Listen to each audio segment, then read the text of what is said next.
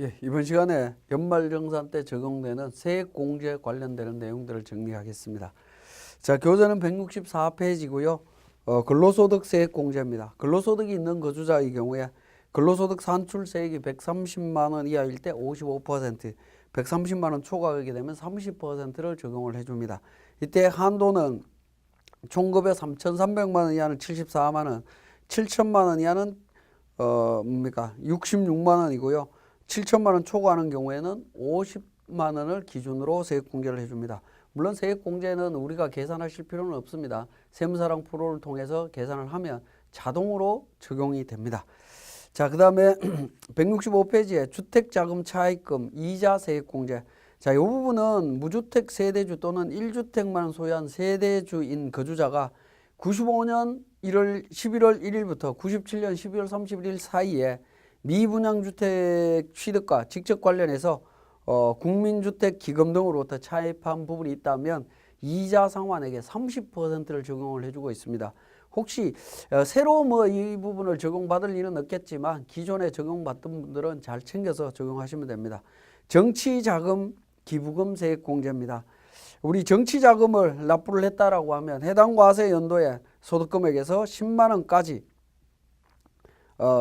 까지는 10만 원까지는 기부금액에 110분의 100 상당하는 금액을 세액공제해 줍니다. 즉 지방소득세까지 포함한다라고 하면 100% 세액공제가 되고요. 10만 원을 초과하는 금액에 대해서는 법정 기부금으로 봐서 세액공제가 적용이 되고 있습니다.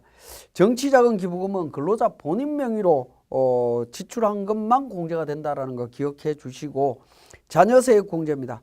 기본공제 대상 자녀에 대한 세액공제인데 종합소득이 있는 거주자가 기본공제 대상자인 자녀라고 할 때 입양자, 위탁아동을 포함합니다. 이런 자녀가 1명일 때는 15만 원, 2명일 때는 연 30만 원입니다. 근데 3명 이상일 때는 연 30만 원 플러스 2명 초과하는 1명당 30만 원씩 공제를 해주고 있습니다. 자, 이때 주의하실 것은 종합소득이 있는 거주자의 기본공제 대상자인 손자, 손녀는 적용 대상이 아닙니다. 손자, 손녀는 자녀가 아니기 때문에 적용이 안 된다라는 거고요.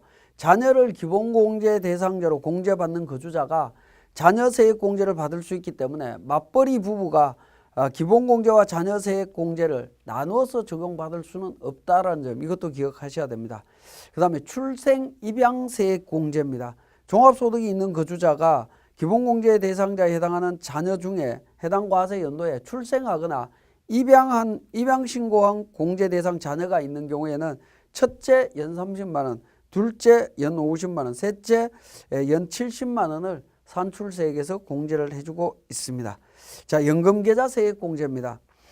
자, 연금계좌는 연금저축계좌하고 퇴직연금계좌에 납입한 금액인데, 퇴직연금은 기본적으로 회사에서 퇴직금 상당액을 납입을 해주는 부분입니다.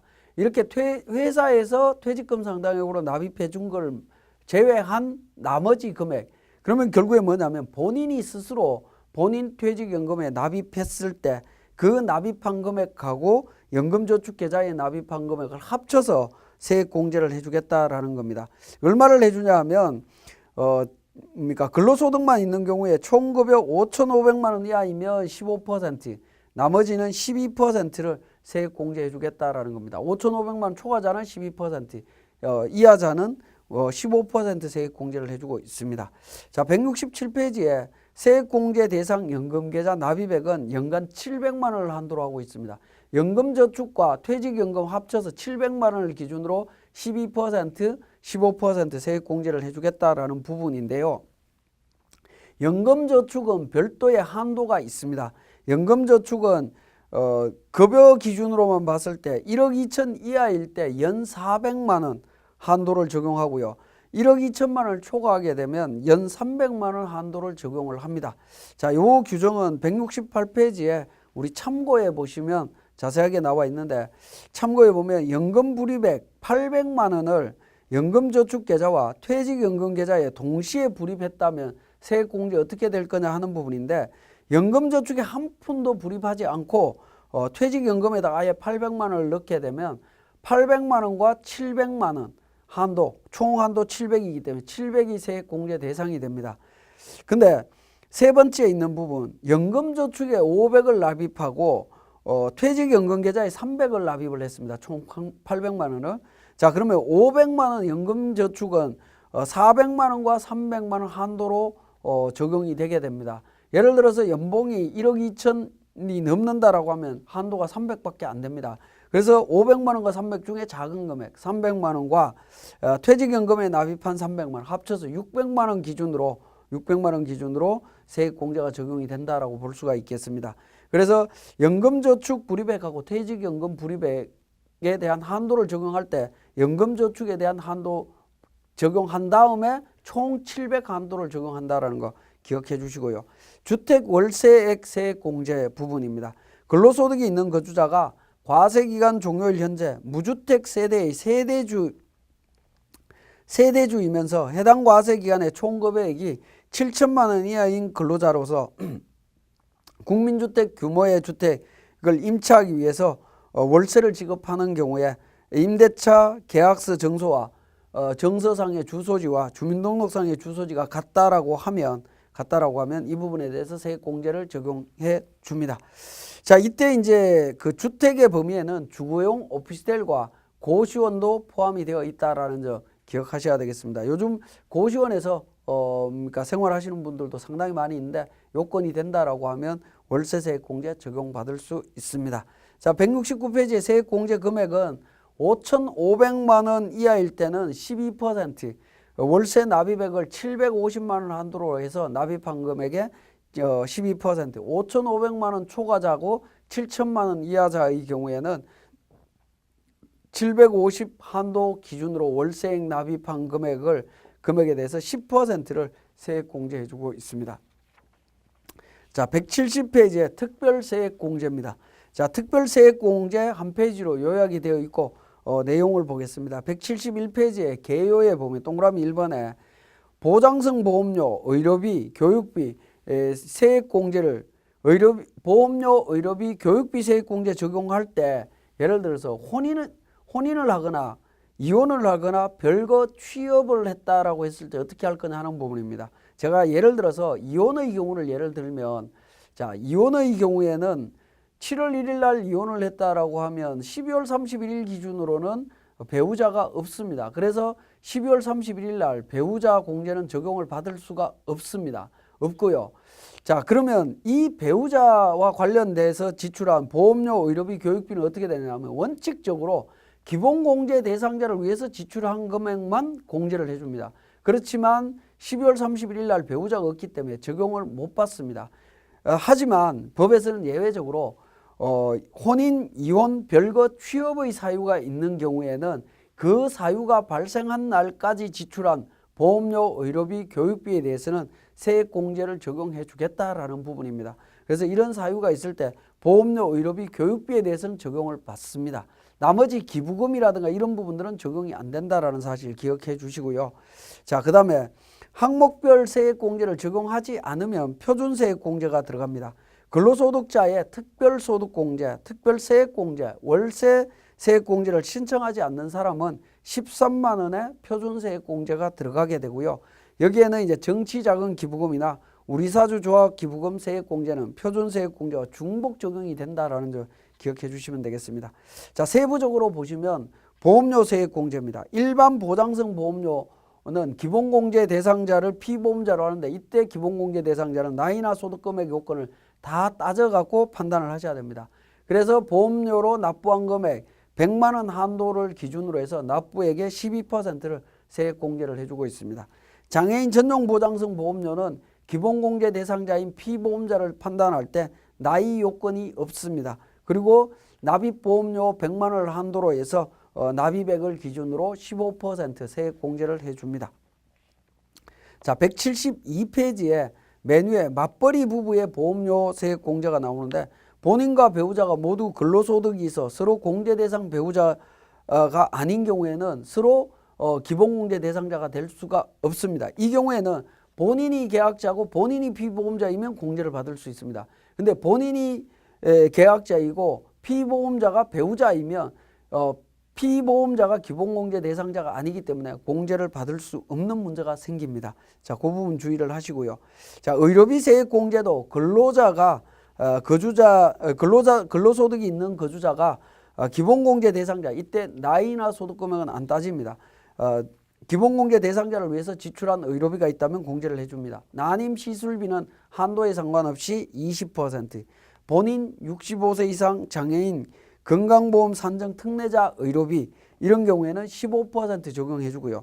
기타 의료비는 총급여 3%를 초과한 의료비 이 하고 700만 원 한도로 해서 15% 세액 공제를 해주고 있다라는 겁니다. 자, 173페이지에 맞벌이 부부의 경우에 자녀 의료비는 자녀에 대한 기본공제를 받는 자가 공제를 받을 수 있습니다. 자, 그 부분 주의를 하시고, 그 다음에 172페이지 제가 맨 마지막에 있는 걸 넘어갔는데, 근로자가 소득금액 100만 원을 초과해서 기본공제를 받지 못하는 배우자를 위해서 지출한 의료비도 근로자 본인 의료비 세액공제를 적용받을 수 있다라는 겁니다. 당연히 적용받을 수 있겠죠. 이때 대전제 조건은 본인이 배우자 의료비를 지출했을 때 적용이 가능하다라는 겁니다. 자, 173페이지 공제 대상 의료비는 진찰, 진료, 질병 예방을 위한 의료기관에 지출하는 비용, 미용이나 성형수술 비용은 안 됩니다. 그 다음에 치료 요양에 의한 의약품 구입비, 한약도 가능한데 건강증진 의약품 구입비는 안 된다. 시력 보정용 안경이나 콘택트 렌즈 구입비 1인당 50만 원 한도로 해주고 있습니다. 보청기 구입비 가능하고요.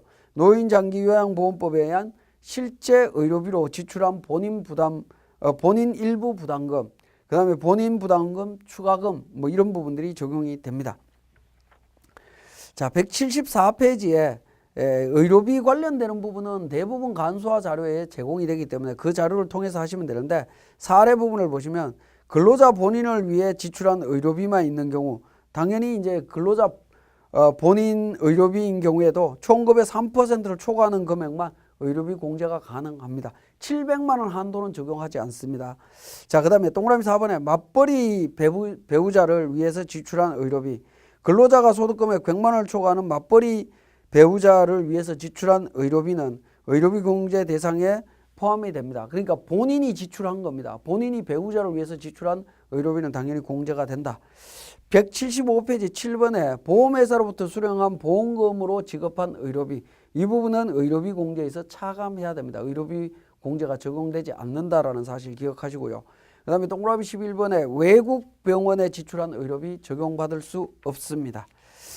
자, 176페이지에 교육비 세액 공제가 되겠습니다. 근로자가 해당 연도에 기본공제 대상자, 이때 소득금액의 제한은 있지만 나이의 제한은 없습니다.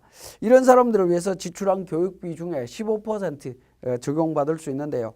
근로자 본인의 교육비는 전액 공제가 가능합니다. 대학원 교육비, 직업능력 개발 훈련 시설, 그 다음에 든든 학자금, 일반 상환 학자금, 대출 원리금 상환액, 이런 부분들 다 가능하다라는 부분입니다. 자, 든든 학자금과 관련되는 부분들은 조금 신경을 쓰셔야 됩니다. 자, 그 다음에 장애인 특수교육비, 장애인 특수교육비는 전액 공제가 가능하다라고 보시면 되겠고요. 기본공제 대상자인 배우자, 직계, 비속, 형제, 자매, 입양자, 위탁, 아동. 자, 직계 존속은 빠져 있습니다. 직계 존속을 제외한 기본공제 대상자를 위해서 지출한 교육비는 유치원, 보육시설, 영유아, 취학 전 아동, 초, 중, 고등학생은 1인당 300만 원 한도로 공제를 받을 수 있습니다. 대학생은 1인당 900만 원 한도로 공제를 받을 수가 있고요. 직계 비속이 든든 학자금 등 대출로 지급한 교육비는 제외하도록 되어 있습니다. 대학원생은 공제를 받을 수 없다라는 거고요. 직계 존속은 교육비 공제 대상이 아닙니다. 좀 주의를 하셔야 되는데, 자, 든든 학자금과 관련해서는 조금 살펴볼 필요가 있습니다. 자, 든든 학자금 대출 금액은, 대출에 대해서는 이 부분을 원리금을 상환할 때 상환 시에 교육비 세액 공제를 해주겠다라는 겁니다. 교육비 세액 공제를 적용해 주겠다. 본인입니다. 본인입니다. 자, 그러면 이 제도가 언제 생겼냐면, 이 제도는 2017년도 1월 1일 이후부터 적용을 합니다. 적용을 하고 있기 때문에 조금 주의를 하셔야 되는데, 자, 그러면 2017년도 1월 1일 이전에 발생된 자금들은 어떻게 되냐면 대부분 이 학자금 대출은 이렇게 됩니다. 대학생 자녀가 본인 명의로 대출을 받습니다. 대출을 받아서 학자금을 납부를 합니다.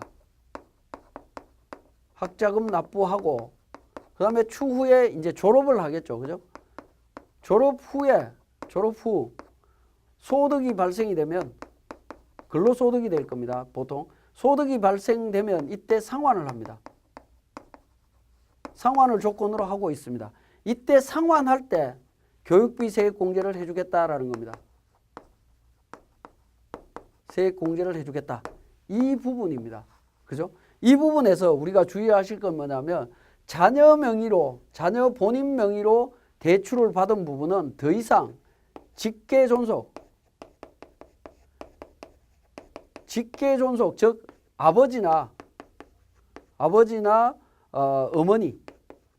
어머니의 부양가족으로 자녀가 올라가겠죠. 그죠? 올라가겠지만 이 사람들에게서 교육비 공제를 못 받는다라는 겁니다.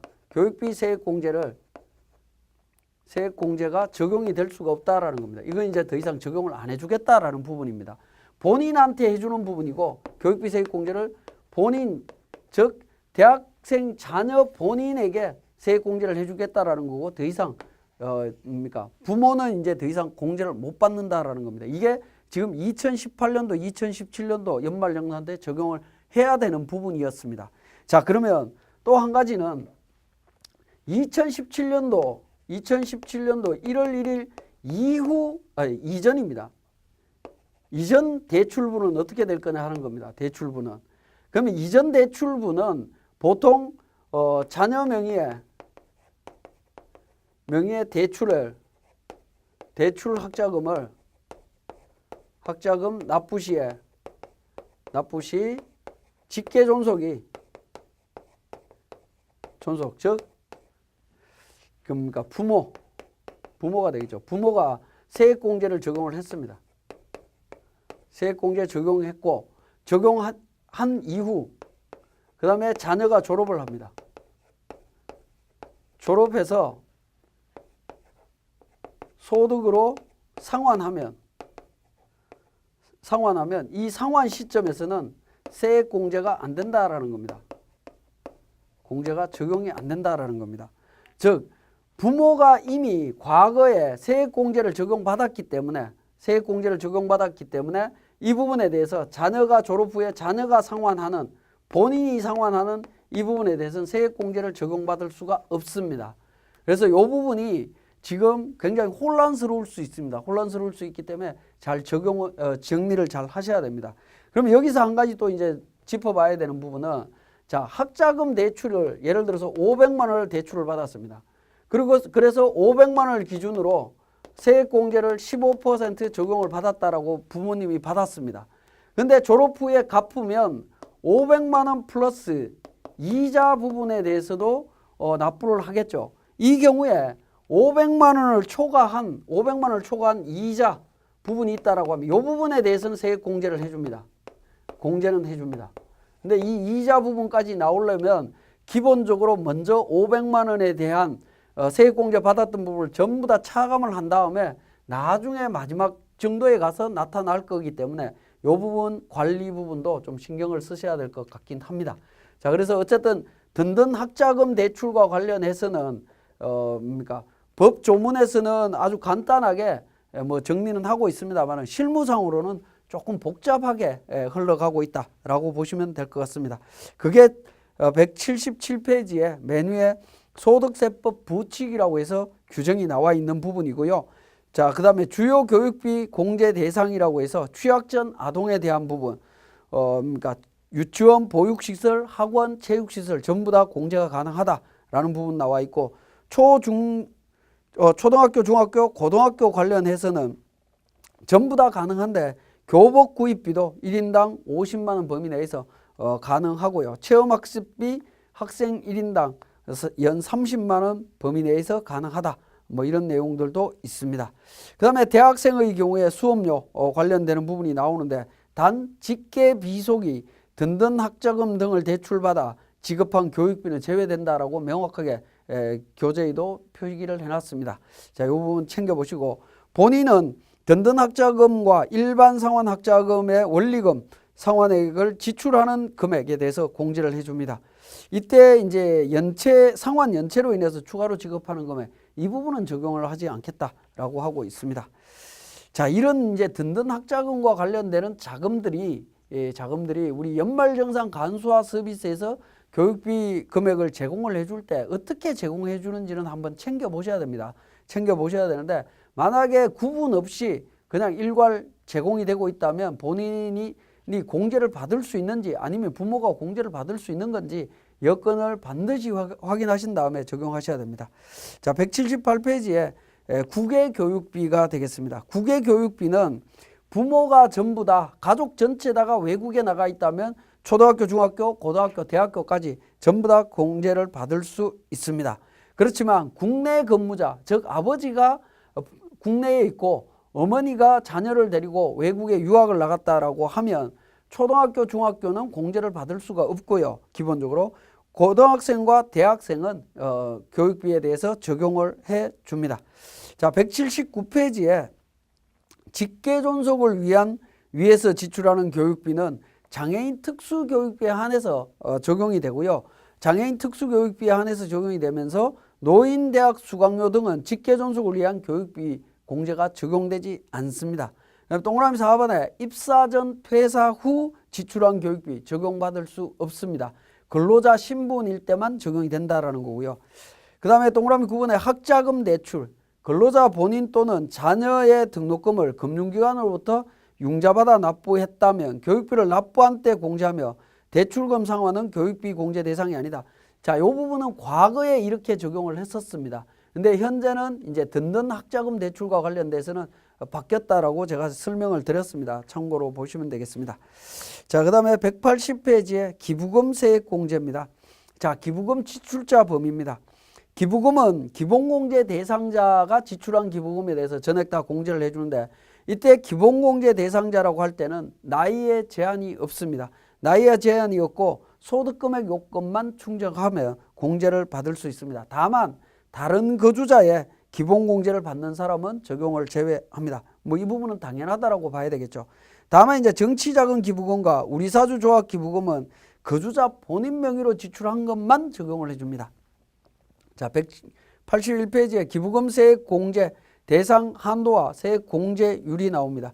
정치자금 기부금은 10만 원 이내는 세액 공제, 지방소득세까지 합쳐서 100%가 되는 거고요. 10만 원 초과분은 법정 기부금으로 봐서 해줍니다. 그래서 종합소득금액에서 100% 공제 한도를 벌 수가 있고요. 10만 원 초과 금액에 대해서 15% 세액 공제해 주는데 3천만 원 초과되면 25% 해줍니다. 자, 법정 기부금은 100% 한도로 해주고 있고요. 우리사주 조합 기부금은 2번, 3번 차감한 소득금액 기준으로 30%.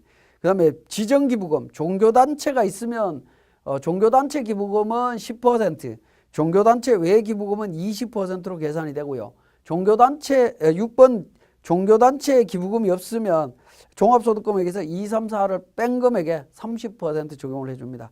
그래서 기부금 전부 다 합쳐서 한도 내의 기부금을 합쳐갖고 15% 기본적으로 공제를 해주는데 기부금 총액이 2천만 원을 초과하게 되면 초과분에 대해서는 30%를 공제를 해주고 있습니다.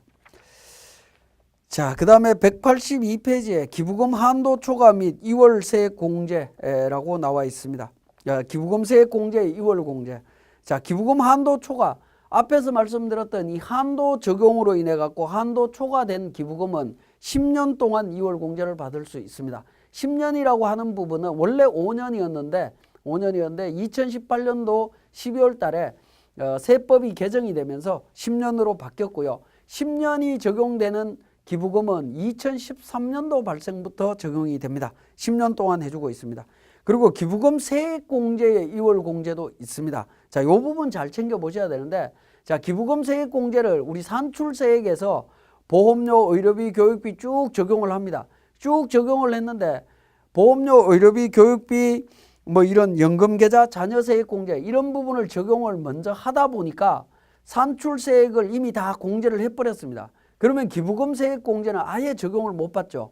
그렇게 적용 못 받은 세액이 있다라고 하면 그 부분에 대해서도 10년 동안 2월 공제해 주겠다라고 하는 부분이 183페이지에 다만이라고 하는 부분으로 나와 있습니다. 10년 동안 2월 공제됩니다. 세액 공제를 만약에 적용을 못 받았다. 실질적으로 혜택을 못 받았다라고 하면 10년 동안 2월 공제를 해줍니다. 그래서 그 참고에 2월 공제되는 기부금은 다음 기부금의 합계액이다라고 해서 기부금 한도액을 초과한 기부금과 기부금 한도 내의 기부금으로서 타세액 공제로 인해서 기부금 세액 공제를 적용 못 받은 금액도 2월 공제가 된다라는 사실 기억을 해 주셔야 되겠습니다. 자, 그 다음에 186페이지에 기부금 세액 공제를 적용하기 위해서는 여러분들이 반드시 확인하셔야 되는 부분이 186페이지에 있는 기부금 영수증입니다. 기부금 영수증을 확인하신 이후에 기부금 업무를 진행하시면 됩니다. 왜냐하면 기부금은 기부단체를 갖고 우리가 기부금 종류를 판단하셔야 되는데 사실 기부금 종류가 법정인지 지정인지 판단하기가 쉽지가 않습니다. 그래서 기부단체에서 이미 기부단체로 설정이 될 때 법정 지정이 다 정리가 되어 있기 때문에 기부금 영수증을 발급할 때 그러니까 이미 구분돼서 표기가 될 겁니다. 그런 부분이 있기 때문에 반드시 기부금 영수증을 보시고 업무를 하시면 되겠습니다. 187페이지에 표준세액 공제입니다. 근로소득이 있는 거주자로서 보험료 등 세액 공제, 기부금 세액 공제 및 특별소득 공제를 신청하지 않으면 연 13만 원을 근로소득 산출세액에서 공제를 해주고 있습니다. 표준세액 공제 적용받을 수 있다라는 부분입니다. 자, 여기까지 우리 세액 공제 부분을 정리했습니다.